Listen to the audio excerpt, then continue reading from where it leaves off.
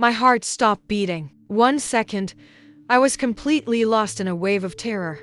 The feeling of my own life just slipping away into a cold, dark void. The next, I saw a face, a familiar, loving face, waiting for me. It was my grandmother, and she was about to show me the beautiful, comforting truth about what really happens after we take our last breath. This isn't a story about the end. It's a story about a new beginning. A reunion that happened beyond the veil of life itself, and the incredible, endearing power of love that I never truly understood until the moment I died.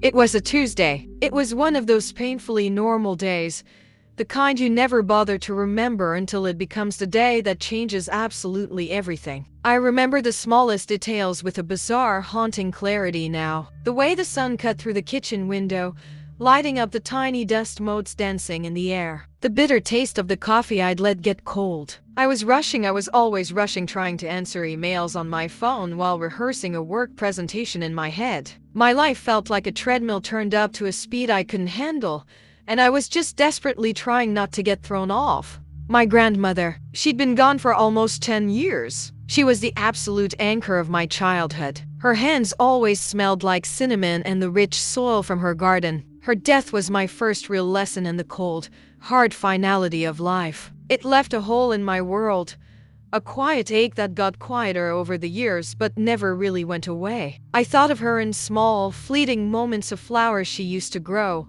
a smell on the breeze that reminded me of her kitchen. But she was a memory, a beautiful chapter in a book that was finished. At least, that's what I believed. That afternoon, I felt a strange flutter in my chest. I just blew it off as anxiety. Too much caffeine, not enough sleep. I powered through the rest of the workday, even as my focus started to fray. Driving home, that fluttering came back, but it was stronger this time. A weird heaviness started to creep into my left arm, like it was being filled with wet sand. Still, I tried to rationalize it. A pinched nerve, maybe? Stress? It couldn't be anything serious. I was young. I was healthy. I was far too busy to be sick. I remember walking through my front door and the mail slipping right out of my numb fingers, scattering across the floor. Then it hit me. A sharp, crushing pressure exploded in the center of my chest, and it stole my breath. I can't even describe the pain. It was more like a presence, an immense weight that was just extinguishing me from the inside. I remember staggering, my hand reaching out for the wall, my mind just a swirl of denial. This can't be happening. Not now. Not like this. My knees gave out. The last thing I remember was the corner of the entryway table hitting my temple as I fell. The world dissolved into a muffled panic. And then, absolute silence. The treadmill had finally thrown me off, and the fall was farther than I ever could have imagined. The first feeling was peace. The crushing weight was gone. The throbbing in my head was gone. All the frantic, buzzing anxiety that was the constant background music to my life was just silent. For a moment, there was only a quiet, velvety darkness. It wasn't scary. It was serene, like I was floating in a warm, still ocean on a night with no moon. The fear was gone. All I felt was release. Then, I felt a gentle pull, a shift. I wasn't in the darkness anymore. I was above it. I could see my own body lying in a heap on the hardwood floor by the scattered mail. It was a strange and detached observation, completely without the panic I should have been feeling. I was looking at myself not as me, but as a shell I'd just left behind. I could see the whole scene unfold as my partner got home. The look of pure terror on their face, the frantic, desperate call for help. I watched the paramedics arrive, their movements so urgent and efficient. I could hear them talking. No pulse. Starting compressions. I felt so disconnected from it all, like I was watching a movie and I already knew how it was going to end. There was no pain, no fear, just a deep sense of calm and a growing curiosity. As they worked on my body, I realized I wasn't just floating. I was moving. The room, the whole scene below me, started to shrink away as if I were being pulled backward, away from everything I knew. My home dissolved, and I found myself in what I can only describe as a tunnel. It wasn't made of rock or dirt. It was a passageway made of swirling, deep gray energy. It wasn't scary at all. It was just a pathway from one place to the next. And there was a sound, A low, harmonious hum, like 1,000 voices all singing one perfect single note. The sound vibrated through my very being, a feeling of pure peace. And at the far end of this passage, there was a light. At first, it was just a tiny dot, like a distant star. But as I moved towards it, or it moved towards me, it grew,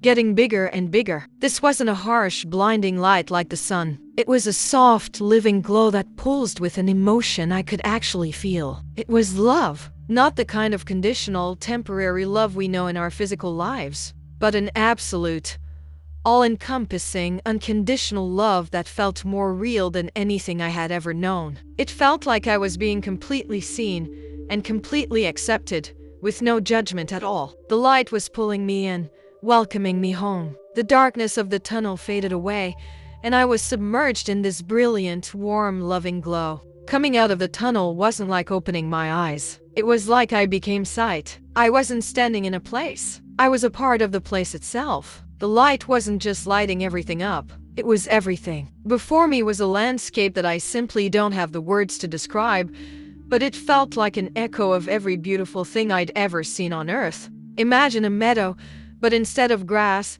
every single blade was a thread of soft, green light, swaying to a silent rhythm. The ground itself felt alive, humming with a gentle energy that flowed up into me, filling me with even more of that incredible peace. The sky wasn't a sky. It was a swirling masterpiece of colors I didn't know existed, shades that were both a color and a feeling. Pearlescent lavenders, liquid golds, and deep, serene blues shimmered and danced together in perfect harmony. There were flowers, but they were made of pure light, like geometric jewels that slowly spun, unfolded, and refolded, releasing bursts of what I can only call pure joy. The air itself was thick with that feeling, a euphoria you could actually breathe. There was no sun because everything glowed from within. The light came from the ground, the flowers, the very air itself. I realized I had a form, but it wasn't the heavy, clumsy body I'd left behind. It was weightless. It was perfect. I looked down at where my hands should be and saw they were made of the same shimmering, translucent light as everything else. I felt whole,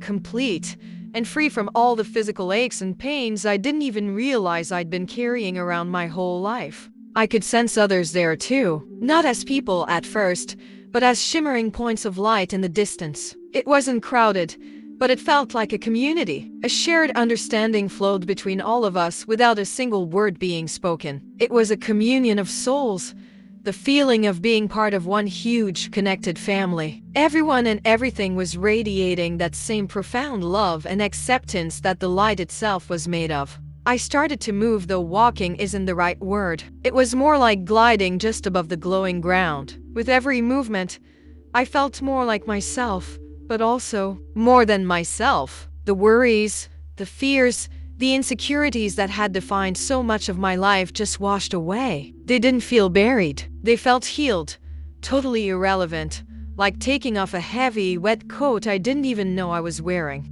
There was no time here, no past to regret, no future to worry about. There was only this perfect, eternal moment. And in that moment, I felt a lifetime of questions being answered without me even having to ask. Why we suffer, what the purpose of our challenges is.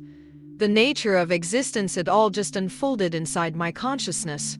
Not like a lecture, but as a deep, intuitive knowing. It was a place of total clarity, a realm where everything finally made perfect, beautiful sense. I understood then that life on Earth was a kind of school, a place for us to learn and grow, and that this place of light and love was our true home. As I moved through this impossible garden, I felt a specific presence begin to stand out from the gentle, loving hum of all the others. It was a feeling I knew, a signature of love I hadn't felt in 10 long years, but that my soul recognized in an instant. It was a warmth that could only be hers. My heart, or whatever was serving as my heart in this place, swelled with a joy that was almost too much to bear. Out of the brilliant light ahead, a figure started to form. She didn't walk towards me. It was more like the light itself gathered and took on her shape, as if the love of this place was creating her image just for me. She looked exactly as I remembered her in my best memories, not frail and tired like she was at the end,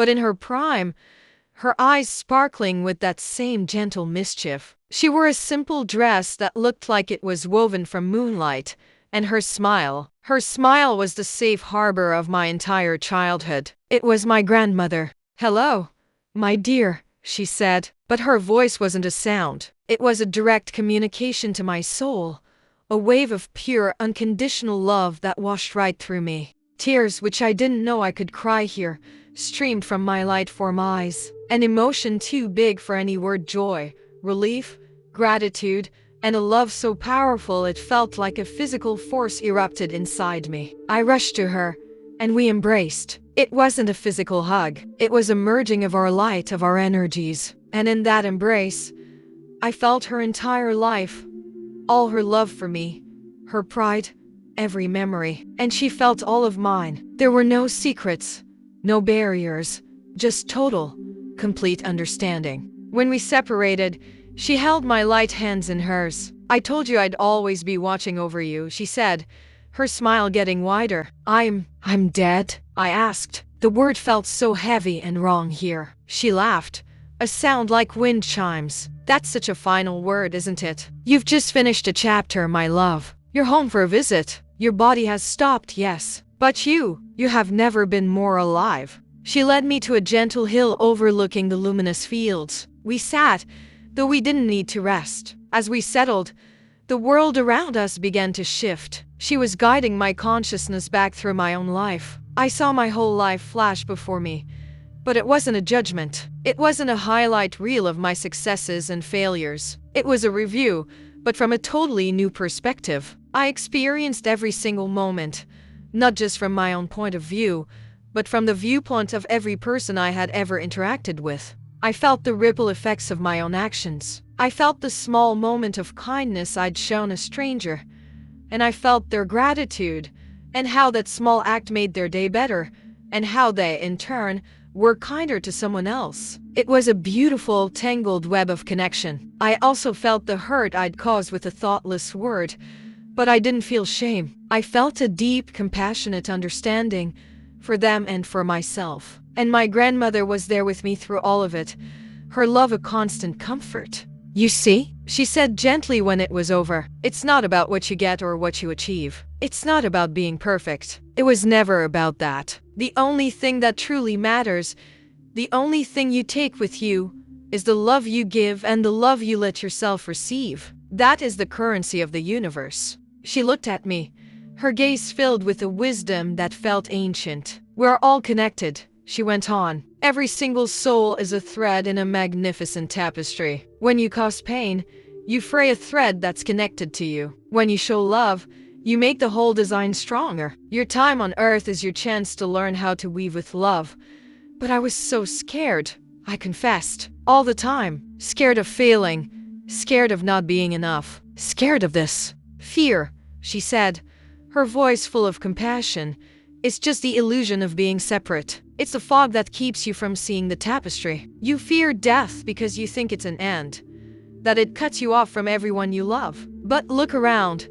She gestured to the countless points of light shimmering in the distance. "There is no end. There is no separation. Love is the bond that connects us all, across time, across dimensions. It can't be destroyed. My love for you didn't end when my body did. It was always here, waiting for you." This was it. This was the beautiful, comforting truth. Death wasn't a door slamming shut. It was a veil lifting. The grief I had carried wasn't because she was gone. It was because I had forgotten this connection. She had never left. She was just on the other side of the veil, waiting. "Everyone you have ever loved is here," she explained. "Their love is part of this light, and you are a part of them. When you go back, you have to remember this. Live from this place of connection, not from fear. Let love be your guide. Be kind. Forgive people, especially yourself. And know, with every fiber of your being, that you are never, ever alone." She told me my purpose wasn't some big, singular thing I had to go find. It was in every small moment: the choice to be compassionate instead of being right, the choice to help someone, the choice to see the light in another person. That was the work. That was the whole point. Her words settled into my very core, A truth so deep and obvious it felt like I'd always known it and had just forgotten. A soul-deep peace washed over me. A peace that came from finally understanding my place in the universe. I felt like I could stay there forever, basking in that light, in her presence, surrounded by that infinite love. The thought of going back to the heavy, dense physical world, with all its pain and fear, it was almost unbearable. "I want to stay with you," I told her, the thought aching with longing. My grandmother's smile was so tender, full of an understanding that went way beyond my own feelings. "I know, my love, but it's not your time. Your tapestry isn't finished yet. You have more love to weave." She pointed back the way I had come. I hadn't noticed it before, but there was a shimmer in the air, a thin cord of silvery light that connected me to something far, far away. It was my link to my body, to my life. "You have promises to keep," she said. In that instant, an image of my partner's face flashed in my mind, their eyes just torn apart by anguish. I felt their love for me, a powerful, anchoring force pulling on that silver cord. I remembered the life we were building together, the dreams we still had. The desire to go back wasn't a decision I made with my mind. It was my soul answering the call of that love. "You have to go back," she said, her voice both a gentle command and loving encouragement. "But you won't go back empty-handed. You'll carry this peace, this understanding with you. It will be your guide. And when your tapestry is finally complete, many, many years from now, I'll be right here, waiting to welcome you home for good." She hugged me one last time, a final, powerful merging of our light. "Don't be sad," her thought whispered into my soul. "This isn't goodbye. It's just see you later. Live fully, love deeply, and do not be afraid." With that, the pull on the silver cord became intense. The beautiful landscape of light began to fade. My grandmother's form dissolved back into the brilliant glow, her loving smile the last thing I perceived. The feeling was like being yanked by a powerful magnet, pulled backward at an incredible speed. I was back in the gray tunnel, but this time it wasn't peaceful. It was a violent, jarring descent. The beautiful hum was replaced by a chaotic roar of frightening sounds, frantic beeping, muffled shouting. The feeling of weightlessness was gone, replaced by an incredible, crushing heaviness. And then, pain exploded back into my consciousness. A searing electrical jolt ripped through my chest, and I felt myself slump back into my physical body with a gut-wrenching force. It was agonizing, like being shoved back into a suit that was 5 sizes too small. I took a ragged, desperate gasp of air,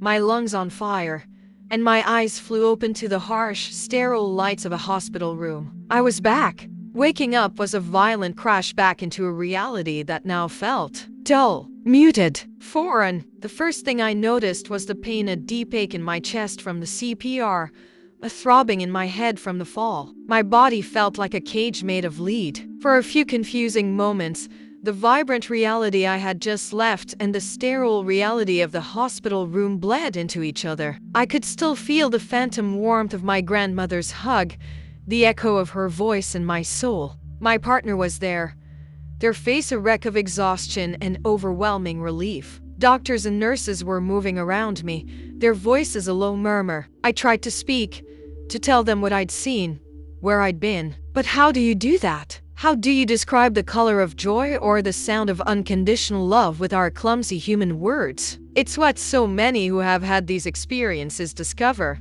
It's ineffable. So I just cried. I cried for the home I'd just left, and I cried with gratitude for the life I'd been given back. The weeks and months that followed were a time of deep, profound change. The world looked the same, but I was seeing it with brand new eyes. The experience had fundamentally rewired me. The things that used to eat me alive, work deadlines, what people thought of me, petty arguments now seemed so laughably small. My ambition was still there, but it was pointed in a new direction. My goal wasn't to climb a corporate ladder anymore. It was to build a ladder of loving connections. The biggest change by far was the complete and total disappearance of my fear of death. It wasn't a belief or a hope anymore. It was a certainty, a knowledge that settled deep into my bones. Death is not an ending to be feared, but a transition to be welcomed when our time comes. And that knowledge gave me an incredible sense of freedom and a deep, deep appreciation for life. Every single day felt like a gift,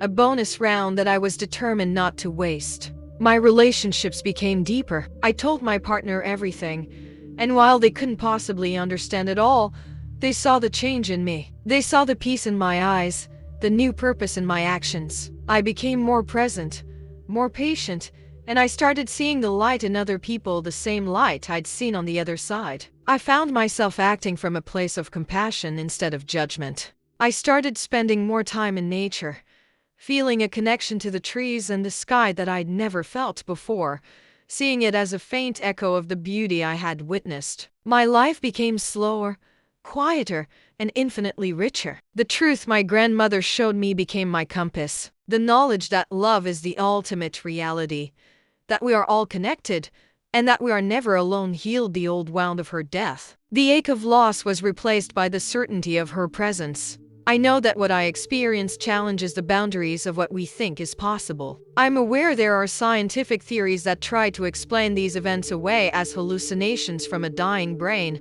the result of oxygen deprivation or a flood of brain chemicals. And that's okay. I don't feel the need to prove what happened to me. It's a truth that lives inside me now, as real as the air I'm breathing. It was the self-defining experience of my life, and it has shaped everything that came after. I didn't just come back to life. I came back to life with a clarity and a purpose I never could have imagined. My grandmother gave me the greatest gift possible. She showed me that the veil between this life and the next is incredibly thin, and that the love we share is the thread that passes right through it, connecting us forever. She showed me that our true home is a place of unimaginable light and peace, and that our time here is a precious, fleeting chance to learn how to love. And that is a truth worth dying for. And most certainly, a truth worth living for. The universe is so much bigger, so much more beautiful than we can possibly comprehend from down here. My story is just one of many. If you've had an experience like this,